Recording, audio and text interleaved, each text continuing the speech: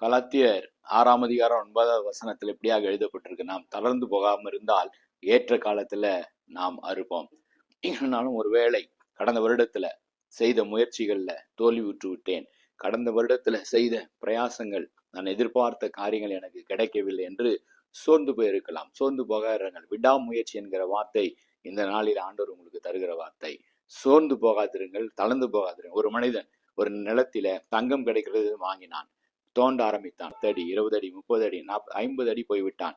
பிறகும் தங்கம் வரவில்லை என்று சோர்ந்து போய் வெறுத்து போய் அதை இன்னொருவனுக்கு வித்து விட்டான். வாங்கினவன் அடுத்து 50 இருந்து இன்னொரு 5 அடி தோண்டினான். 55வது அடியில தங்கம் கிடைத்தது. அதைத்தான் ஆண்டவர் இந்த காலை வெள்ளம் இந்த நாளில உங்களுக்கு நினைவூட்ட விரும்புகிறார். கர்த்தர் வைத்திருக்கிற பொக்கிஷங்களை, கர்த்தர் வைத்திருக்கிற தாளந்துகளை நீங்கள் பயன்படுத்துங்கள், ஆசீர்வாதங்களை பெற்றுக்கொள்வீர்கள். ஒருவேளை கடந்த நாட்களில் பெற்றுக்கொள்ளவில்லை, இந்த வருடம் ஆசீர்வாதங்களை சுதந்திரிக்க வருடம். God bless you.